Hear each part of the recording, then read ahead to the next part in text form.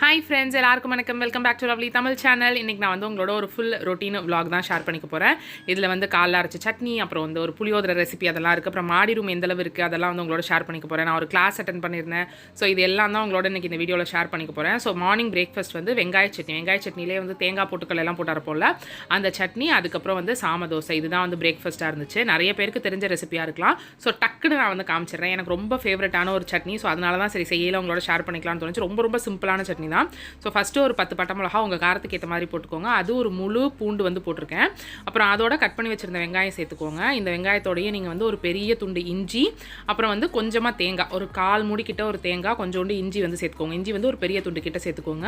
அதில் வந்து ஒரு கைப்பிடி அளவு பொட்டுக்கல்ல, அதுக்கப்புறம் தக்காளி, உப்பு, அவ்வளோதான். நல்லா வதக்கி அரைச்சிட்டா செம்ம எம்மியாக இருக்கும். ஸோ இப்போலாம் டெய்லி தயிர் எடுத்துக்கிறதுனால நான் வந்து தயிர் வந்து உர ஊற்றுறேன். நைட்டு உர ஊற்றலை. ஸோ அதனால் காலையில் உர ஊற்றுறேன். ஸோ ஊற்றி அதை ஒரு சைடு வச்சிடுறேன். சாம தோசை இந்த சைடு ரெடி ஆகிட்டு இருக்கு. ஸோ இதான் பிரேக்ஃபாஸ்ட் முடிச்சுட்டு மாடிக்கு போயாச்சு. மாடியில் வந்து கிளாஸ் ஒர்க் எல்லாமே முடிஞ்சிருச்சு. எலக்ட்ரிஷியன் அண்ணாவோட ஒர்க்லாம் முடிஞ்சிருச்சு. ஸோ கீழே இருந்த தொட்டி இதெல்லாம் வந்து இங்கே இந்த வெளியே இடம் இருக்குல்ல, இந்த இடத்துலேயே வந்து வச்சிடலான் இருக்கேன். ஸோ அந்த தொட்டியெல்லாம் எடுத்துகிட்டு வந்தோம். நான் ஏற்கனவே இண்டோர் பிளான்ஸ் வாங்கியிருந்தேன்னு தெரியும். அதில் ஒரு 3-4 செடி, 4 செடி வந்து நல்லா இருக்குது. மீதி ஒரு 3 வந்து அப்பயே வந்து இதாகிடுச்சு எனக்கு பார்த்துக்க தெரியாமல். ஸோ 4 செடி வந்து ரொம்ப நல்லாயிருக்கு. ஜீ பிளான்ட் இதெல்லாம் ரொம்ப நல்லாயிருக்கு. ஸோ அந்த பிளான்ஸ் அப்புறம் இன்னும் கொஞ்சம் நிறைய பிளான்ஸ் வாங்கலாம், அந்த மாதிரி இருக்கிற பிளான்ஸ் வாங்கலாம் அப்படின்னு சொல்லிட்டு இருக்கேன். ஸோ இங்கே வந்து இந்த மேலே வந்து அந்த ப்ளூ கலர் இருக்குல்ல, அந்த இடத்துல மட்டும் பெயிண்ட், அந்த ஷெல்ஃபுக்கு வந்து பெயிண்ட் கொடுக்க போகிறேன். மற்ற எல்லா இடமே ஸ்டிக்கர் வந்துடும். பட் இதிலெல்லாம் ஸ்டிக்கர் ஒட்டி ஏன் வேஸ்ட் அப்படின்னு தோணுச்சு. பெயிண்ட்டும் வந்து என்கிட்ட ஏற்கனவே இருக்கிற பெயிண்ட் தான். நம்ம வீட்டுக்கு பெயிண்ட் அடித்தேன்ல, அப்போ வந்து இருந்ததில் கொஞ்சம் ஒயிட் பெயிண்ட், அந்த sandal colour peach colour paint மாதிரி இருக்கிறது என்கிட்ட கொஞ்சம் பேலன்ஸ் இருக்குது. ஸோ அதை வச்சு தான் அந்த ஷெல்ஃப் அண்ட் அந்த டாப்பில் இப்போ நான் உடனடிக்கிற இடம் மட்டும் இது பண்ணிடலான் இருக்கேன். அந்த ஸ்லாப் ரொம்ப தூசியாக இருந்துச்சுன்னு சொல்லிட்டு அது எல்லாத்தையும் கூட்டி எடுத்துகிட்டு இருக்கேன். ஸோ கொஞ்சம் கொஞ்சமாக தான் பார்க்குறேன், மற்ற வேலையும் கலந்து தான் பார்க்குறேன். அப்படிங்கிறதுனால கொஞ்சம் கொஞ்சமாக பார்க்குறேன். எப்போ நான் இந்த மாதிரி இதெல்லாம் காமிச்சாலும் ஏன் நீங்கள் செய்கிறீங்க, ஆள் வச்சு செய்யலாம்லன்னு கேட்பீங்க. எனக்கு இது ரொம்ப பிடிக்கும். இந்த பெயிண்ட் அடிக்கிறது, இந்த டெக்கரேட் பண்ணுறது, இந்த இன்டீரியர் பண்ணுறதுலாம் எனக்கு ரொம்ப பிடிக்கும். ஸோ அதனால தான் நானே பண்ணுறேன். ஸோ கொஞ்சமாக பட்டி பார்க்குறது இருக்குது. ஸோ அந்த பட்டியோட இதுவும் இருக்குது. அந்த ப்ளூ கலர் வாங்கியிருந்ததில் கொஞ்சம், அந்த ஒயிட் கலர் வாங்கியிருந்ததில் கொஞ்சம், வீட்டுக்கு கீழே பெயிண்ட் அடித்த பெயிண்ட்ஸ் கொஞ்சம் இருக்குது. ஸோ அதை வச்சு தான் நான் இப்போ வந்து இங்கே பெயிண்ட் அடிக்கிற வேலையெல்லாம் வந்து முடிக்க போகிறேன். மேலே ஏற்கனவே லாஸ்ட் vlogல பார்த்துருந்தீங்கன்னா நிறைய பொருள் இருந்திருக்கும். கேஸ் அடுப்பு என்னென்னமோ இருந்துச்சு. ஸோ அது எல்லாத்தையுமே எடுத்துகிட்டு எனக்கு வேணுங்கிறத மட்டும், ஒரு ஸ்கேனர், கொஞ்சம் ஆர்கனைசர்ஸ், என்னோட தையல் மிஷினோட மூடி, ஃபேன் எல்லாம் வந்து அண்ணன் வீட்டுக்கு போகுது. ஸோ அந்த மாதிரி இருக்கிறத மட்டும் வச்சுக்கிட்டு மற்ற எல்லாத்தையுமே வந்து அவங்கவுங்களுக்கு யார் யாருக்கு வேணுமோ அதை கொடுத்தாச்சு. இங்கே நான் இதெல்லாம் பண்ணிட்டு இருக்கேன். கீழே அக்கா வந்து புளி சாதம் கிண்டாங்க. ஸோ அந்த ரெசிபி உங்களோட ஷேர் பண்ணிக்கலாம்னு தோணுச்சு. ஸோ கொஞ்சம் பட்டை மிளகாய் எடுத்து வச்சிருக்காங்க. புளி வந்து நம்மளோட புளி கரைச்சல் அன்றைக்கி எவ்வளோ வேணுமோ அதுக்கேற்ற மாதிரி ஒரு பெரிய லெமன் சைஸ் எடுத்திருக்காங்க. இந்த சைடு வெந்தயமும் நம்மளோட கடலைப்பருப்பும் ஸோ வறுத்து சேர்ப்போம்ல, ஸோ அதுக்காக வெந்தயத்தை எடுத்து வறுத்துக்கிறாங்க. இதை வந்து பவுட்ரு மாதிரி பண்ணி வச்சுக்குவோம். இந்த பவுடரை நீங்கள் நிறையா எடுத்து வச்சுக்கலாம். நிறைய செஞ்சு வச்சுட்டு பொரியலெல்லாம் போட்டிங்கன்னா கூட ரொம்ப டேஸ்ட்டாக இருக்கும். ஸோ இந்த சைட் நல்லெண்ணையும் நம்மளோட சன்ஃப்ளவர் ஆயில் ரெண்டும் கலந்து ஊற்றிருக்காங்க. ஸோ கடலெண்ணெய் வந்து இன்னும் வாங்கலை. அதில் வந்து கடுகு, உளுத்தம்பருப்பு ரெண்டும் போட்டு தாளிச்சிட்டு நம்மளோட கடலைப்பருப்பும் நிறையா போட்டு தாளிச்சிக்கிறாங்க. அண்ட் நமக்கு புளியோதரை, லெமன் சாதம் இதிலெல்லாம் வந்து இந்த வேர்க்கடலை தான் செம்ம டேஸ்ட்டே. ஸோ வறுத்த வேர்க்கடலை வந்து அதில் கொஞ்சம் ஆட் பண்ணிக்கிறாங்க. அதோட இந்த பட்டை மிளகா, எத்தனை பேருக்கு இந்த புளியோதரையில் இருக்கிற பட்டை மிளகா சாப்பிட பிடிக்கும்னு சொல்லுங்கள். எனக்கு எங்கள் அம்மாக்கெலாம் ரொம்ப பிடிக்கும். அதையே எடுத்து வச்சு தொட்டுக்கிற மாதிரி சாப்பிடுவோம். ஸோ அதில் வந்து கருவேப்பிலை, அப்புறம் புளி நம்ம கரைச்சி வச்சிருந்தோம்ல, அதை எடுத்து ஊற்றிக்கிறாங்க. இது நல்லா வந்து கொதிச்சு இந்த தண்ணி மாதிரி இல்லாமல் வர்ற வரைக்கும் நம்ம கொதிக்க விடணும். இதில் வந்து ஒரு 1/2 ஸ்பூன் வரைக்கும் மஞ்சத்தூள், இது வந்து நம்ம ஏற்கனவே பவுடர் பண்ணி வச்சிருந்தது, இந்த வெந்தயம், கடலைப்பருப்பு அது ரெண்டையும் பவுடர் பண்ணி வச்சிருந்தது. சாதத்தில் தனியாக உப்பு போட்டிருப்போம். ஸோ இதுக்கு தேவையான அளவு உப்பும் கொஞ்சம் நல்லா சுண்டி வந்ததுக்கப்புறம் இந்த பவுடரும் போட்டு நல்லா அதை வந்து கொதிக்க விட வேண்டியதான்.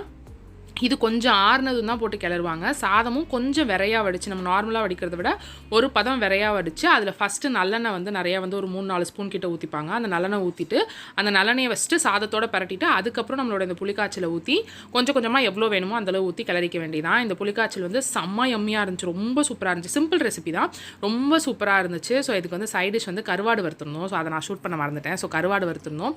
ரொம்ப ரொம்ப எம்மியாக இருந்துச்சு. விரையாக இருக்கணும் சாதம், கொஞ்சம் நல்லா ஆறுன பதத்தில் இருக்கணும். ஸோ ஆறுன பதத்தில் வச்சு மெதுவாக கிளறி விட்டு எடுப்பாங்கன்னு சொல்லுவாங்க. ரொம்ப போட்டு தேய்க்காமல் நம்ம தயிர் சாதம்லாம் கிண்டுற மாதிரி இல்லாமல் கிளறி விட்டு விரையாக இருக்கிற மாதிரியே எடுத்து வச்சுக்கணும். ஸோ அந்த மாதிரி தான் இருக்குது. சாப்பிட்டு மறுபடியும் மாடிக்கு வந்தாச்சு. இன்னும் ஏசி இன்றைக்கி வந்து செட் பண்ணுறேன் அப்படின்னு சொல்லியிருக்காங்க. காலையிலே வரதா சொல்லியிருந்தாங்க, இன்னும் வரல. ஸோ மத்தியானம் வந்து கொஞ்சம் மழை பெய்கிற மாதிரி இருந்துச்சு. லைட்டாக தூரல் மட்டும் இருக்குல்ல, அந்த மாதிரி இருந்துச்சு. அது தூர அப்படியே நம்மளோட ஹீட்டை வந்து அப்படியே அந்த பில்டிங் வந்து அப்சர்வ் பண்ணிக்கிட்டே இருந்துச்சு. ஸோ நான் அந்த இடத்துக்குள்ளே அவங்க வர்றதுக்குள்ளே ஈவினிங் தான் வருவேனாங்கன்னா அவங்க வர்றதுக்குள்ளே பெயிண்ட் அடிச்சிடலான்னு வந்தேன். பெயிண்ட் ஓப்பன் பண்ணப்போ நம்ம 1 இயர் கிட்ட ஆயிடுச்சுன்னு நினைக்கிறேன். நான் வீட்டுக்கு பெயிண்ட் அடிச்சு, நம்ம வீடு கீழே ஃபுல்லாக நான் தான் பெயிண்ட் பண்ணேன். நம்மளோட அந்த பிளாக்ஸில் இருக்கும் அதெல்லாம்.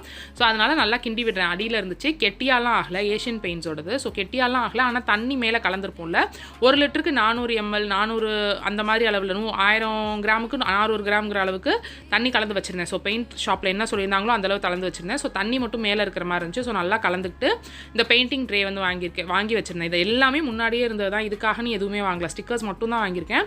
ஸோ இப்போ இதுக்கெல்லாம் வந்து இதெல்லாம் ஏற்கனவே இருந்தது. இதெல்லாம் நீங்கள் பெயிண்ட் பண்ண போகிறீங்க உங்கள் வீட்டை, இல்லை ஒரு கார்னரை பெயிண்ட் பண்ண போகிறீங்கன்னா இதெல்லாம் ரொம்ப ஈஸியாக இருக்கும். இதெல்லாம் இருந்தால் தான் பண்ண முடியுமானா இல்லை, இதெல்லாம் இருந்துச்சுன்னா ரொம்ப ஈஸியாக இருக்கும். அதே மாதிரி தான் அந்த பெரிய ஸ்டிக்கும். ஸோ இது இருந்துச்சுன்னா சீலிங் எல்லாம் வந்து அடிக்கிறதுக்கு ரொம்ப ஈஸியாக இருந்துச்சு. எனக்கு சீலிங்னா டாப் சைட்லாம் அடிக்கிறதுக்கு வந்து ரொம்ப ஈஸியாக இருந்துச்சு. ஸோ இங்கே வந்து ஃபஸ்ட் கோட்டிங் வந்து கொடுத்து முடிச்சிருக்கேன். ஃபஸ்ட் கோட்டிங் கொடுக்கல இப்படி கேவலமாக தான் தெரியும். இன்னும் ஒரு 2 கோட்டிங் கொடுப்பேன். ஏன்னா நம்ம பட்டி பார்த்தோ இல்லை அதை வந்து சொரண்டி விட்டோ சாண்ட் பண்ணியோ எதுவுமே பண்ணலாம். அந்த கலர் மேலேயே தான் இன்னொரு கலர் அடிக்கிறோங்கிறதுனால நான் ஒரு 3 கோட் வரைக்கும் கொடுப்பேன். ரொம்ப தின் கோட்டாக தான் கொடுப்பேன். ஸோ இது வந்து ஃபஸ்ட் கோட் காஞ்சதுக்கப்புறம் இப்படி இருக்குது. செகண்ட் கோட் கொடுத்து முடிச்சாச்சு. இந்த கீழே ஷெல்ஃப்லையும் பெயிண்ட் அடிக்க ஆரம்பிச்சிருக்கேன். ஆனால் கார்னர்லலாம் அந்த ப்ரஷ் இல்லைங்கிறதுனால இன்னும் யூஸ் பண்ணாமல் இருக்கேன். ப்ரஷ் வச்சு இன்றைக்கி வந்து டச்சப் பண்ணிவிடுவேன். ஸோ இது வந்து ஐபேட் ப்ரோ எங்கள் அண்ணனோடது, என்னோடது கிடையாது. இப்போ ஒரு டைம் பீங்க்கு இந்தா வச்சுக்கோ அப்படின்னு சொல்லி கொடுத்துருக்காங்க. நான் கேட்டிருந்தேன், அதனால் வச்சுக்கோன்னு கொடுத்துருக்காங்க. இது வந்ததுமே நான் பண்ண முதல் வேலை, நீங்கள் பிளானர் வந்து வீடியோ இப்போ போடுறதில்ல அப்படின்னு சொல்லியிருந்தீங்க. ஸோ அதனால் இதை ஷேர் பண்ணுறேன். இதில் வந்து குட் நோட்ஸ் இருக்குல்ல, அதை வந்து டவுன்லோட் பண்ணி அந்த டிஜிட்டல் பிளானர் தான் நான் இப்போ யூஸ் பண்ணிகிட்ருக்கேன். டிஜிட்டல் பிளானர் வித் ரிமைண்டர் அதிலே கொடுத்துறேன். ஸோ நம்மளோட பேப்பர் பிளானரில் நான் என்ன பண்ணுவேன்னா, நான் எடுத்து வைக்கிறத வந்து கொஞ்சம் மறந்துடுவேன். ஸோ இது வந்து ரொம்ப இன்ட்ரெஸ்டிங்காக அண்ட் இதெல்லாம் தான் நெக்ஸ்ட் வரப்போகிற தையல் வீடியோஸ். இது எல்லாத்தையுமே எழுதி வச்சுட்ருக்கேன். நீங்கள் எத்தனை பேர் இந்த மாதிரி டிஜிட்டலாக பிளான் பண்ணுறீங்க அப்படின்னு கீழே கமெண்ட் செக்ஷனில் சொல்லுங்கள். நேற்று வந்து வீடியோ அப்லோட் பண்ணியிருந்தோம். நேற்று வீடியோ அப்லோட் பண்ணியிருந்தேன். அந்த வீடியோவில் தையல் வீடியோவில் போட் நெக் குர்த்தி வந்து ஒருத்தவங்க கேட்டிருந்தாங்க. ஸோ அதுக்காக இந்த காட்டன் மெட்டீரியல் வந்து கட் பண்ணுறேன். தெரியாதவங்களுக்கு எனக்கு ஒரு ஃபேப்ரிக் பொட்டிக் இருக்குது. ஸோ இதிலேருந்து தான் நான் ஃபேப்ரிக்ஸ் எடுத்து மோஸ்ட்லி ஸ்டிச் பண்ணுறது இப்போலாம். ஸோ அதுக்காக ஃபேப்ரிக்லேருந்து எடுத்து இந்த ஒரு காட்டன் மெட்டீரியல் எடுத்து வச்சேன். ஒரு போட் நெக் ஸ்டிச் பண்ணலாம் அப்படின்னு சொல்லிட்டு ஒரு அலசிட்டு எடுக்கலாம் அப்படின்னு சொல்லி கட் பண்ணி வச்சிருக்கேன். ஈவினிங் வந்து ஏசி ஃபிட் பண்ணிட்டு போயிட்டாங்க. ஸோ இந்த ஒயரெல்லாம் எப்படி மறைச்சி ஸ்டிக்கர் ஒட்டுறது அப்படின்னு தெரில. ஆனால் கொஞ்சம் வந்து க்ளீன் பண்ணி வச்சுட்டு வந்தேன். ஸோ இங்கே வந்து அந்த 3 கோட்டும் காஞ்சிருச்சு. இந்த சைடில் இருக்கிறதுலாம் ஸ்டிக்கர் வந்துருங்கிறதுனால நான் பெருசாக கான்சென்ட்ரேட் பண்ணல. ஸோ இப்போ என்னோட ஸ்கின் கேர் உங்களோட ஷேர் பண்ணிக்கிறேன். இந்த மாதிரி நான் ரொம்ப டஸ்ட்டாக இருக்கேன் அப்படிங்கிற அன்றைக்கி நான் என்ன ஸ்கின் கேர் பண்ணுவேங்கிறது உங்களோட ஷேர் பண்ணிக்கிறேன். ஃபஸ்ட்டு ஒரு கிளென்சிங் பாம், அது வந்து ப்ளம்லேருந்து எடுத்திருக்கேன். ரொம்ப டஸ்ட்டாக இருக்கேன் அந்த மாதிரி நான் தான் இத்தனை ஸ்டெப்லாம் பண்ணுவேன், இல்லாட்டி இத்தனை ஸ்டெப்லாம் நான் பண்ண மாட்டேன். ஸோ கிளென்சிங் பாம் வந்து ப்ளம்மோடதுலேருந்து எடுத்திருக்கேன். ரொம்ப நல்லாயிருக்கு. இது ஃபேஸ் ஷாப் எல்லாமே ரொம்ப சூப்பராக இருக்குது. ஸோ இந்த கிளென்சிங் பாம் டபுள் கிளென்சிங் பண்ணிங்கன்னா இது உங்களுக்கு ரொம்ப நல்லாயிருக்கும். ஸ்கின் வந்து ரொம்ப சாஃப்ட் அண்ட் சப்பிளாக இருக்கிற மாதிரி இருக்குது. நெக்ஸ்ட்டு ஃபேஸ் வாஷ்க்கு ரொம்ப நாளாக யூஸ் பண்ணிக்கிட்டு இருக்கிறது தான் ஃபேஸ் ஷாப்லேருந்து ரைஸ் வாட்டர் பிரைட். இதில் முன்னாடி ஒரு பாட்டில் மாதிரி ஒரு ஃபேஸ் வாஷ் வரும், அது சூப்பராக இருக்கும். இப்போ ஆனால் அமேசானில் பார்த்தா 1000 ரூபீஸ்க்கு மேலே போட்டிருக்கு. இந்த ஃபேஸ் வாஷே நல்லாயிருக்கும். ஸ்க்ரப்புக்கு வந்து இன்றைக்கி கெமிக்கல் ஸ்க்ரப் மாதிரி இந்த ஸ்மார்ட் பீலிங் சேம் ஃப்ரம் அதுவும் வந்து ஃபேஸ் ஷாப்லேருந்து எடுத்தது தான். நிறைய பேர் இந்த ரொட்டீன்லாம் காட்டுங்கன்னு சொல்கிறதுனால நான் ஷேர் பண்ணுறேன். ஸோ எல்லாருக்குமே ஸ்கின் கேரில் இன்ட்ரெஸ்ட் இருக்காதுன்னு எனக்கு தெரியும். பட் நிறைய பேருக்கு எனக்கெல்லாம் வந்து ரொம்ப இன்ட்ரெஸ்ட்டாக இருக்கும். ஸோ அதனால் ஷேர் பண்ணிக்கிறேன், அவ்வளவுதான். அடுத்து லோரியாலோட இந்த ரிவாலிஃப்ட் சீரம். இது வந்து ஸ்பான்சரோ இங்கே இருக்கிற ப்ராடக்ட் யாருக்குமே எதுவுமே ஸ்பான்சர்லாம் கிடையாது. இது வந்து எனக்கு வின்டரில் பெருசாக ஒன்றும் பண்ண மாதிரி தெரியல. நான் ஒரு செல்ஃப் க்ரூமிங் கிளாஸில் கூட நிறைய பேர் கேட்டப்போ சொல்லியிருப்பேன், இது ஒரு நார்மல் எசன்ஸ், இது ஒன்றும் எக்ஸ்ட்ரா எனக்கு பண்ணலன்னு. பட் சம்மரில் ரொம்ப சூதிங்காக இருக்கிற மாதிரி. ஸோ அதனால் இப்போ இந்த எசன்ஸ் தான் நான் யூஸ் பண்ணுறேன். இதுக்கு முன்னாடி இனிஸ்ஃப்ரீ ஒன்று யூஸ் பண்ணிட்டு இருந்தேன். அப்புறம் ப்ளம்மோட க்ரீன் டீ மாய்ஸ்சரைசர். ஸோ இது எல்லாமே வந்து இந்த க்ரீன் டீ மாய்ஸ்சரைசர் ஏன் அப்படின்னு பார்த்தீங்கன்னா, இதுக்கப்புறம் நான் குளிச்சுட்டு மேக்கப் போட போகிறேன், அதனால் க்ரீன் டீ மாய்ஸ்சரைசர். நைட்டு தூங்க போகிறேன் அப்படின்னா இந்த கிளினிக்கோட மாய்ஸ்சர் சர்ச் தான் போடுவேன். இன்றைக்கி வந்து எனக்கு ஒரு கிளாஸ் இருக்குது, ஒரு மாஸ்டர் கிளாஸ் இருக்குது. ஸோ அதுக்காக வந்துட்டு போடுவேன் அப்படிங்கிறதுனால இந்த ப்ளம்மோட எடுத்து வச்சிருக்கேன். அண்ட் பாடி லோஷன் வந்து இந்த வெயில் காலத்தில் எனக்கு ரொம்ப பாடி லோஷன் யூஸ் பண்ண முடியறதில்ல, அதுக்காக ப்ளம்மோட ஆலோவேரா ஜெல் எடுத்திருக்கேன். அவ்வளவுதான், வேறு எதுவுமே இல்லை. ஸ்கின் கேர் அப்படின்னு பார்த்தா இது மட்டும் தான்.